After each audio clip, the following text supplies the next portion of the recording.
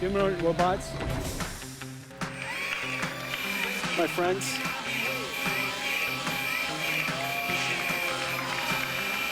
The ChatGPT moment for general robotics is just around the corner. Is going to make it possible for us in the next several years to see very rapid breakthroughs, surprising breakthroughs in general robotics.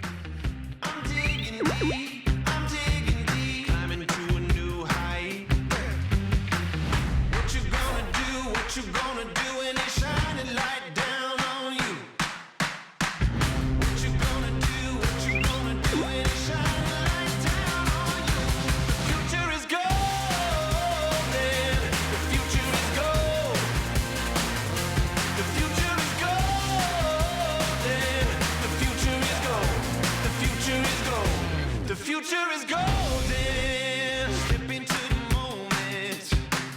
Yeah, I'm facing that mystery. 한국기계연구원에서 AI 로봇을 연구하고 있는 박찬훈이라고 합니다. 오늘 주인공은 바로 자율성장 AI 휴머노이드입니다. 먼저 우리 연구단장님.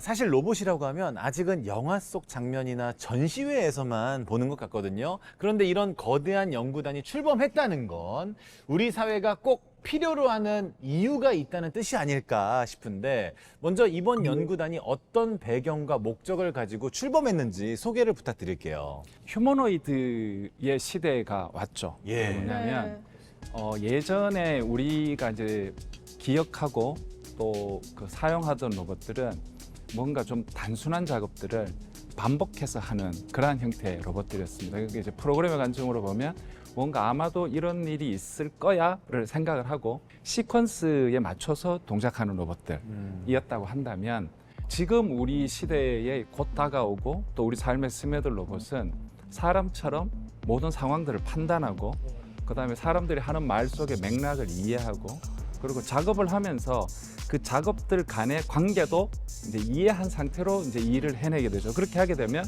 프로그램의 관점에서 보면 뭔가 예측을 하고 코딩을 해서 상황들을 처리하는 게 아니고 스스로 그 상황들을 판단하면서 일하는 로봇이 필요해지고 그게 이제 형태를 사람을 닮아 있어서 이제 휴머노이드 로봇이라고 하고 저희는 그것을 AI하고 휴머노이드가 이렇게 결합된 형태이기 때문에 AI 휴머노이드 연구단이라고 지금 이름이 붙어 있습니다. 네.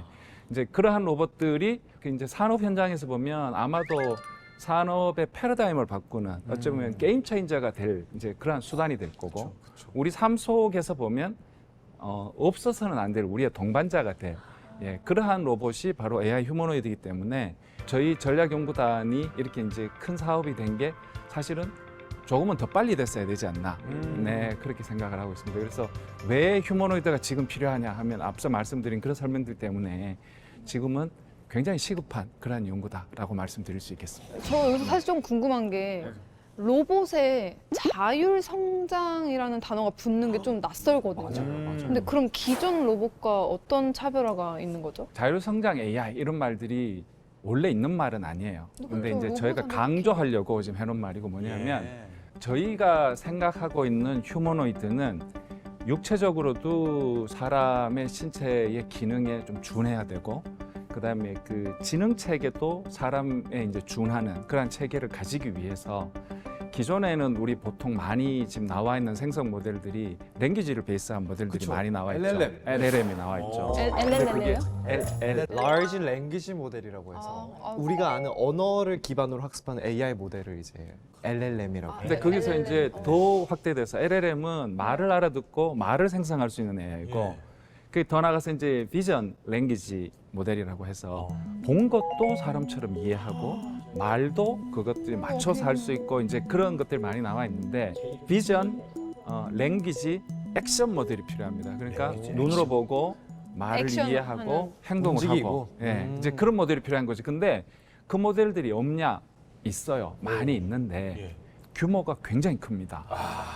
그러니까 로봇을 위해서 만들어졌다고 보기에는 규모가 너무 큰 상태여서 사이즈가 큰 거예요? 그렇죠. 사이즈가 너무 커서 쓰기는 좀 어렵고. 로봇에 탑재되기가 어려운 거죠. 그러면 이전에 좀 해본 적 없는 거라도 얘가 알아서 판단을 해서 좀 동작을 수행할 수도 있는 건가요? 그러니까 이제 스스로 훈련하면 그 일을 할 수 있게 되는 거죠. 네. 진짜 인간처럼 행동하게 그게 되는 목표입니다. 거네요. 네. 와, 너무 신기하다. 이 휴머노이드 개발은 워낙 좀 복잡하지 않을까 싶은데 지금 가장 집중하고 있는 기술은 뭘까요?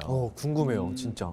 사실 휴머노이드 기술이 시스템 기술이에요. 네. 그래서 이제 여러 가지가 이제 굉장히 많이 돼야 되는데 크게 보면 하나는 플랫폼 기술에 일단은 집중을 하고 있고 플랫폼. 네, 플랫폼. 몸이죠. 네. 몸. 사람 같은 손을 가져야 되고 사람처럼 빠르게 걸을 수 있어야 되고 두 다리. 둔턱도 올라갈 수 있어야 되고 예. 근데 거기에 또 사람 같은 감각을 또 가지고 있어야 우리 손에 감각이 없으면 일을 못 하거든요.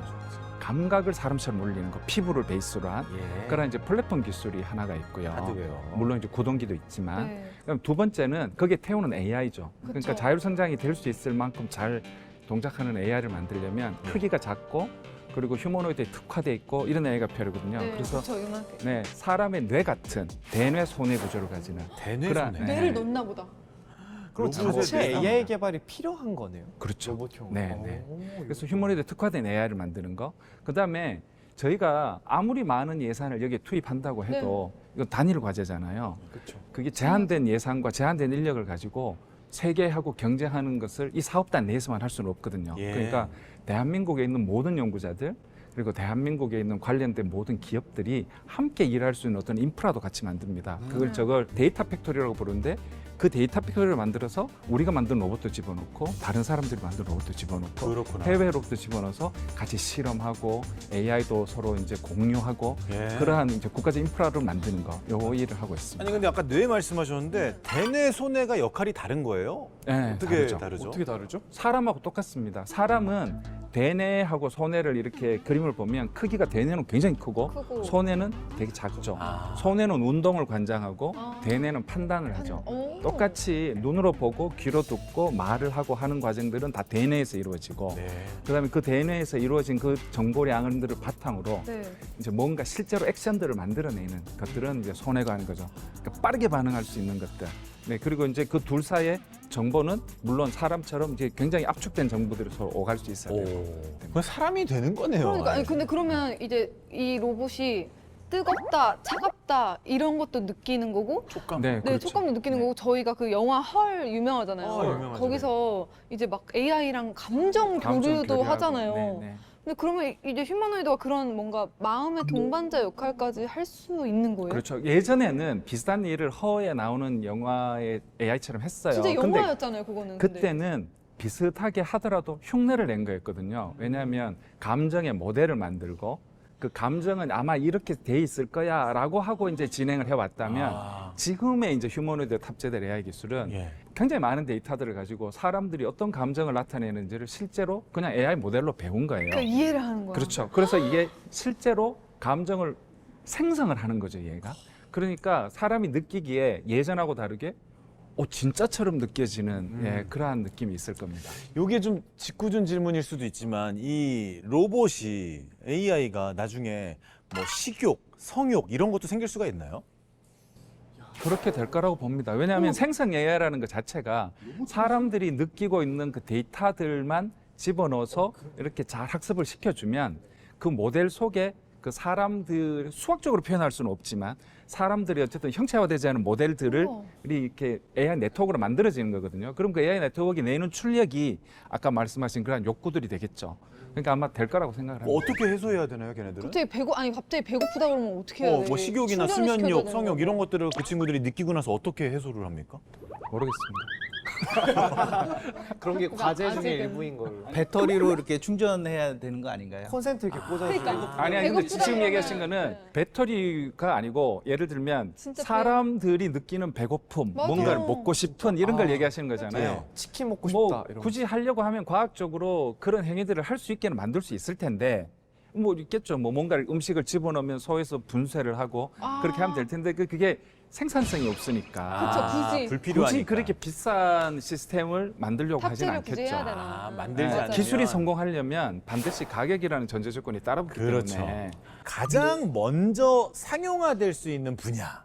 와 이거 기대된다. 어딜까요? 네, 기대돼요. 가장 먼저 상용화될 수 있는 분야는 예. 아무래도 로봇이 좀 단순해도 되고 지능의 수준이 비교적 좀 낮아도 되고 하는 분야겠죠. 예. 그걸 생각해 보면 그게 보통 물류예요. 물류. 물류가 물류 보통 창고. 이동시키는 거잖아요. 네. 그럼 이동시키는 거는 하드웨어적으로는 일단은 손이 필요 없어요.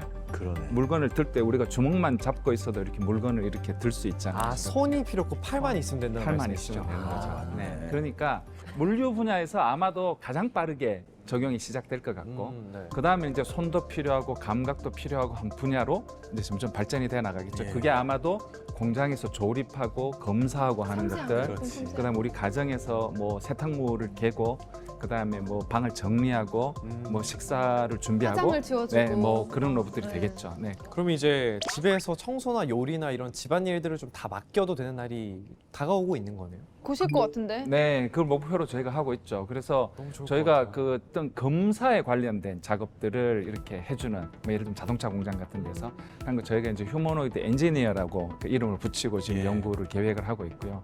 그 다음에 가정에서 세탁기를 동작을 시키고 그 가사일을 하고 뭐 식사를 준비하고 하는 것들을 할 수 있는 로봇을 휴머노이드 하우스키퍼라고 네 저희가 목표로 해서 두 가지를 목표로 지금 진행을 하고 있고요. 예. 뭐 저희 바람대로면 5년 뒤면 이제 둘 다 실증이 이제 완료돼서 어느 정도 적용될 수 있는 수준까지는 기술적으로는 가 있을 수 있게 하는 걸 목표로 그럼 하고 있습니다. 그냥 파는 거예요. 전자제품 가전제품 사러 가가지고. 하이땡 뭐 거기 가가지고 막 그냥 고르는 거야. 그렇죠. 진짜. 막 얼굴도 막 바뀌고 막. 그게 괜찮은데? 생각보다는 빠른 시기에 오지 않을까 싶습니다. 그러니까 우리 네. 생각해봐. 우리 지금 로봇 청소기만 생각해봐. 그게 지금 로봇 청소기 처음 나왔을 때 생각해보면 정말 그냥 청소 그냥 이것만 그렇죠, 먼지만 그렇죠. 빨아들이고 이거였는데 지금 혼자서 세척하고 다 하잖아요. 그러니까 저렇게 로봇들이 집안일, 세세한 일까지 다 대체해버리면 약간 일자리가 좀 없어질까봐 염려도 되거든요. 항상 늘, 이게 늘 걱정. 제기가 되는 걱정이 부분이잖아요. 늘 되죠. 그것은 이제 그 사람들마다 생각이 조금 다를 수 있는데요. 예. 생각을 해보면 과학이 발전하면서 일자리가 없어졌냐?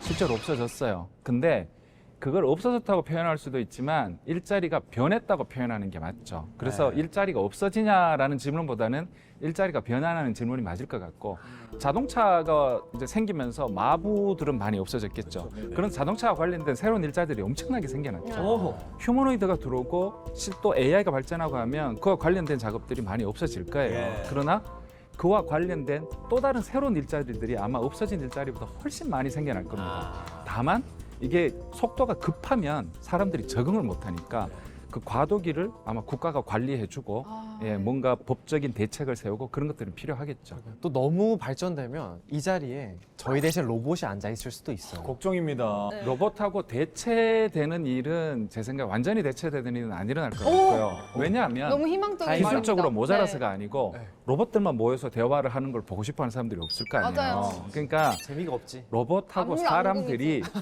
적절하게 역할을 나눠서 협력하는 시대가 열리겠죠. 그래서 로봇과 공존하는 시대가 열릴 거라고 생각합니다. 네. 우리 대학생들 알바의 꽃이 영화관이잖아요. 맞아요. 예, 근데 요즘에는 영화관 가면 티켓팅하는 것도 다 기계들이 대체하고. 맞아. 키오스크가 다 한단 말이에요. 팝콘도 로봇손이 풀고 있어요. 맞아, 맞아. 그래서 알바생들이 이 영화관에서 하고 싶은데 없어. 맞아. 이게 걱정되는데 또 편의점도 이제 또 대체될 것 같고. 무인 편의점도 생기고. 근데 사실 제가 과학을 공부해온 입장에서 보면은 직업의 대체는 늘 있어 왔어요.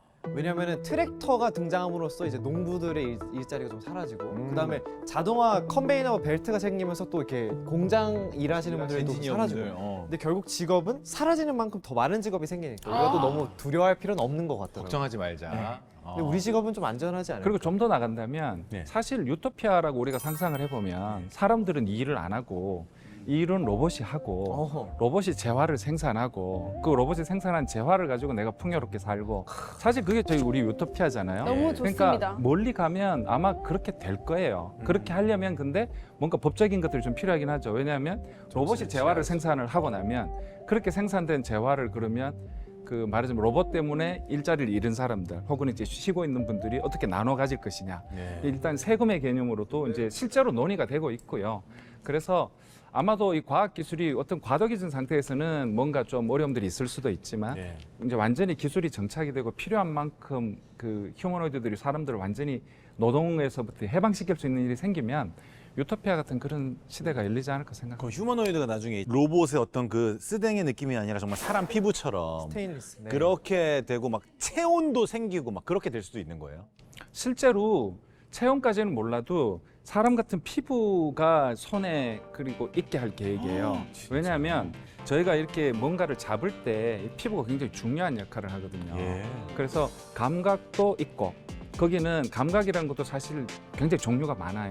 그것들이 이제 피부 베이스로 되고 그 손뿐만 아니고 몸에는 저 전신에도 감각을 입히고 해서 우리가 이렇게 만나서 반가웠어 네. 했을 때 그 기존 로봇들은 그 터치를 못 느끼지만 저희 로봇은 이렇게 터치를 이렇게 스스로 느낄 하는 수도 거지. 있고 왜 이래? 네, 그리고 이거 쓰다듬는다든가 이러면 알고 그리고 진짜 사람 자동차에 이렇게 만약에 들어가서 작업을 해야 되면 굉장히 협소한 공간에 들어가야 되잖아요. 예. 그럼 의자에 딱 앉았을 때 내 등에 엉덩이에 내가 착석한 느낌을 다 느낄 수 있어야 그 일들을 할 수 있잖아요. 그런 감각에 관련된 것도 연구를 하고 있습니다. 근데 지금 이렇게 박사님이 차분하신 이유가 예. 휴머노이드가 박사님의 일자리를 혹시 위협한다면 어떻게 이 자리를 다운그레이드를 시키실 건가요? 그리고 자율 성장이 너무 잘 돼서 맞아. 막 단장님 자리를 위협하는 거예요. 이제 내가 이제 지휘하는 박사님 필요 없습니다. 저 혼자서 잘 어떻게 하실 성장하겠습니다. 건가요? 제가 졸업하겠습니다. 퇴직하고 나서 생길 일 같습니다.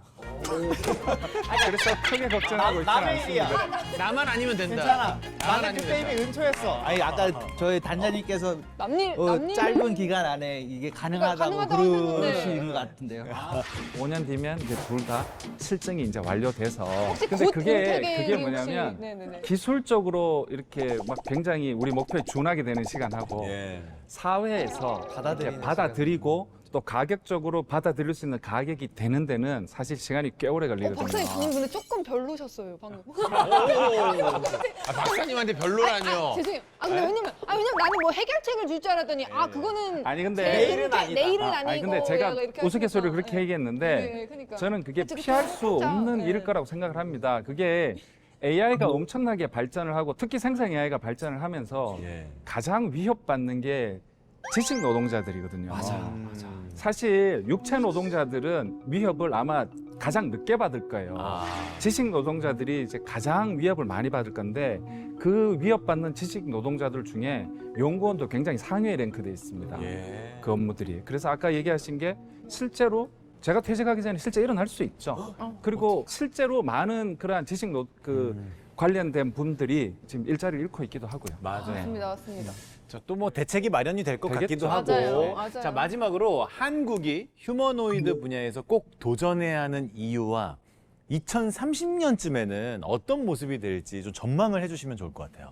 한국이 그 AI 휴머노이드에 도전해야 되는 이유는 다른 나라들보다 조금 더 있을 것 같아요. 왜냐하면 산업적 측면도 굉장히 중요하고 인구 구조에 관련된 문제도 있어요. 인구 구조. 저희 지금 그 아기들을 많이 안 낳고 노동자가 부족하고 이런 시기가 지금 도래하고 있잖아요. 맞아요. 그러면 실제로 로봇을 도입해서 사용하는 게 사람을 이렇게 채용하는 것보다 더 비싸도 그렇게 할 수밖에 없는 시대가 올 수밖에 없을 거거든요. 예. 근데 그 시기에 우리가 AI 휴머노이드를 준비 안 해서 외국산 AI 휴머노이드로 들어오면 심각한 문제들이 생깁니다. 왜냐하면 낭비네. 단순한 기계가 아니고 눈도 있고 귀도 있고 판단도 하는 기계이기 때문에 우리 산업 현장의 모든 정보들이 다 유출될 수 있거든요. 그럼요. 그러니까 그때 우리 로봇들을 가지고 산업이 돌아가야 되기 때문에 AI 휴머노이드는 반드시 해야 되는 연구라고 할 수 있습니다.